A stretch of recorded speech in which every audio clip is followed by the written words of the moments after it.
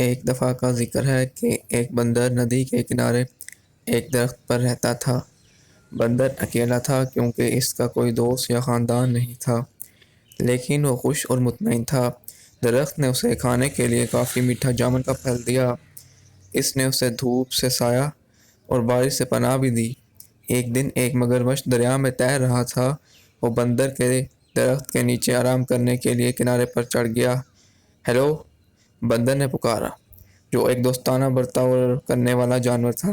Hello, مگرمچھ نے حیران ہوتے ہوئے جواب دیا، کیا تم جانتے ہو کہ مجھے کھانا کہاں سے مل سکتا ہے؟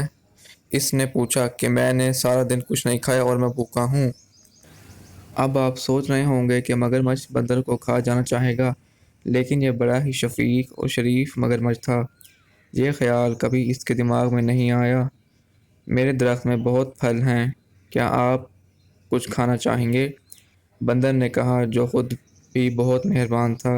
اس نے جامن کا کچھ پھل مگرمچھ کی طرف نیچے پھینک دیا، مگر مگرمچھ اتنا بھوکا تھا کہ اس نے تمام جامن کھا لیے۔ حالانکہ مگرمچھ عام طور پر پھل نہیں کھاتے، اسے میٹھا میٹھا پھل بہت پسند تھا اور گلابی غوطے نے اس کی زبان کو جامنی بنا دیا۔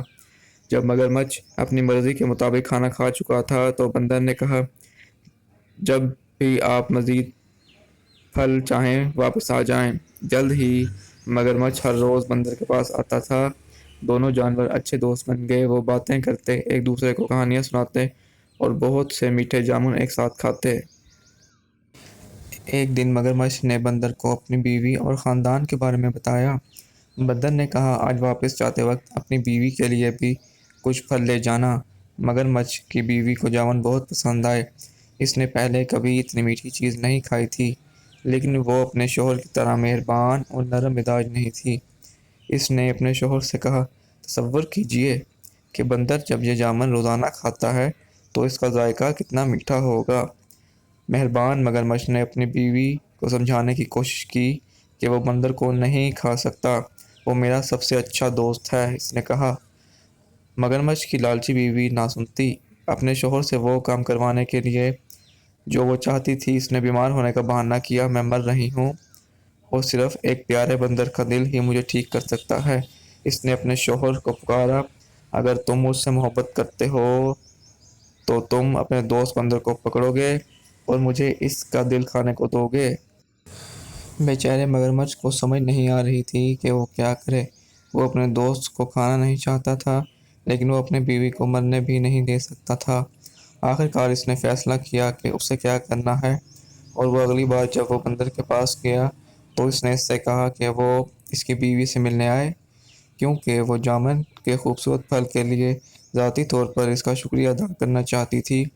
بندر خوش ہوا، لیکن کہا کہ وہ نہیں جا سکتا کیونکہ وہ تیرنا نہیں جانتا تھا۔ اس کی فکر نہ کرو، مگرمچھ نے کہا، میں تمہیں اپنی پیٹھ پر لے جاؤں گا۔ بندر راضی ہو گیا اور مگرمچھ کی پیٹھ پر کود کر بیٹھ گیا۔ چنانچہ دونوں دوست گہرے چوڑے دریا میں چلے گئے۔ جب وہ کنارے اور جامن کے درخت سے بہت دور پہنچے تو مگرمچھ نے کہا، مجھے بہت افسوس ہے، لیکن میری بیوی بہت بیمار ہے اور کہتی ہے کہ بندر کا دل ہی اس کا علاج ہے۔ مجھے ڈر ہے کہ مجھے تمہیں مارنا پڑے گا، حالانکہ ہماری باتوں کو یاد کروں گا۔ بندر نے جلدی سے سوچا اور کہا، پیارے دوست، مجھے تمہاری بیوی کی بیماری کا سن کر بہت افسوس ہوا۔ مجھے خوشی ہے کہ میں اس کی مدد کر سکوں گا، لیکن میں نے اپنا دل جامن کے درخت میں چھوڑ دیا ہے۔ کیا آپ کو لگتا ہے کہ ہم واپس جا سکتے ہیں تاکہ میں اسے لا سکوں؟ مگرمچھ نے بندر کی بات مان لی۔ وہ مڑا اور تیزی سے تیر کر جامن کے درخت کی طرف گیا۔ بندر اس کی پیٹھ سے چھلانگ لگا کر اپنے درخت کی حفاظت میں چڑھ گیا۔